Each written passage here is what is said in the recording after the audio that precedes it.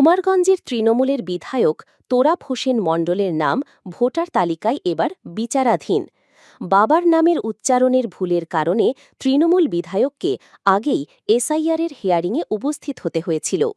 SIR প্রক্রিয়ার hearing শেষে এবার বৈধ ভোটার হিসেবে না থাকায় খোদ প্রশ্নের মুখে পড়লেন বিধায়ক।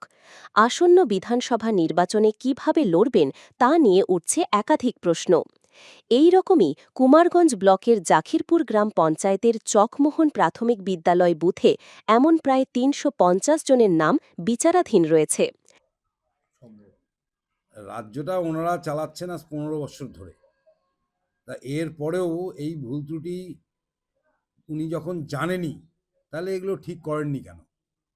এটা শুধু শুধু বিজেপিকে দোষ দিয়ে লাভ নেই। ওনার যন্ত্রণা ওনাকেই সহ্য করতে হবে।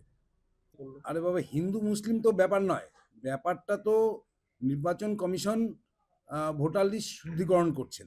সেখানে যার যা ডিসপুট আছে সেগুলো তার নিজেকেই প্রমাণ করতে হবে।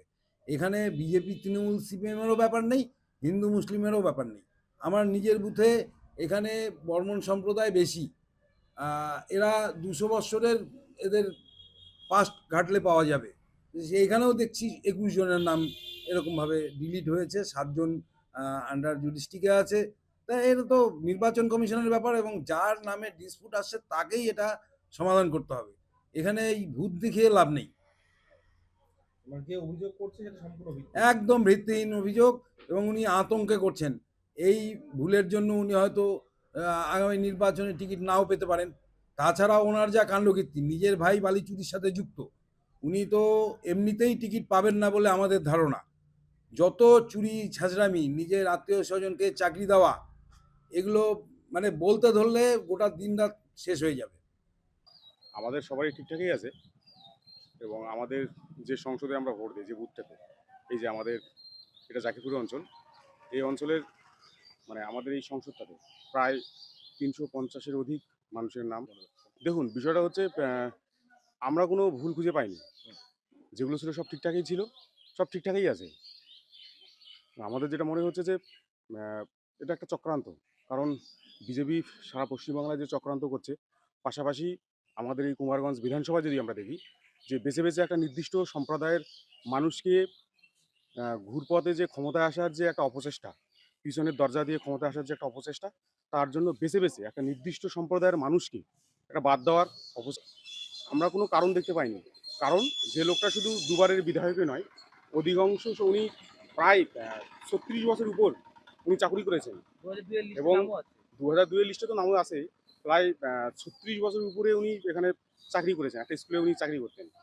তাহলে যে লোকটা প্রায় ৩৬ বছরের উপর একটা স্কুলে চাকরি করলো, এবং আমাদের যে পূর্বপুরুষ সবাই এখানে আমরা অনেক আগের থেকে এখানে বসবাস, জানি না কেন দিয়েছে। আপনাদের পরিবারে নাকি সবারই নাম আছে, শুধু ওনার নামই নেই। হ্যাঁ, একদম। এটাই তো হাস্যকর। আমি বিধায়ক সাহেবের ছেলে, এবার আমার যদি নাম থাকে, এবার আমার বাবারের নাম থাকলো না, তাহলে আমি কোত্থেকে আসলাম? এটা হাস্যকর ছাড়া আর কি। আপনাদের পরিবারে কতজনের নাম রয়েছে?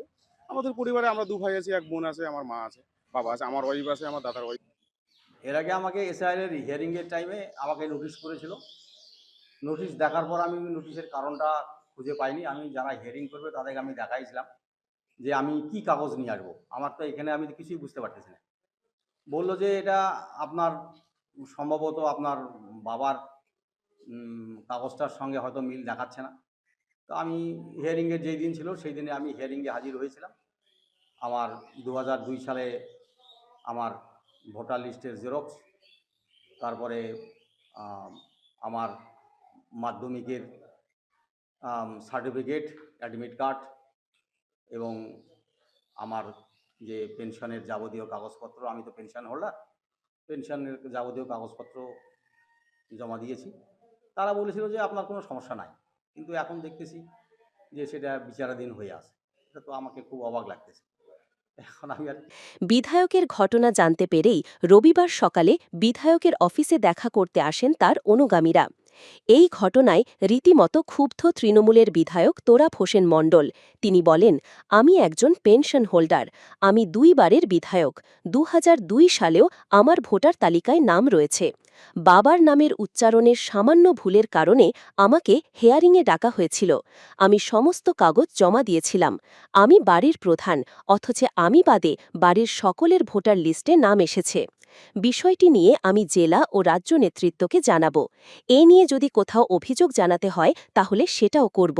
তবে এই ঘটনার সাথে বিজেপির চক্রান্ত রয়েছে, উদ্দেশ্যপ্রণীতভাবে এমনটা করা হয়েছে বলেই তিনি অভিযোগ করেছেন, যদিও বিজেপি তৃণমূলের এই অভিযোগ অস্বীকার করেছে।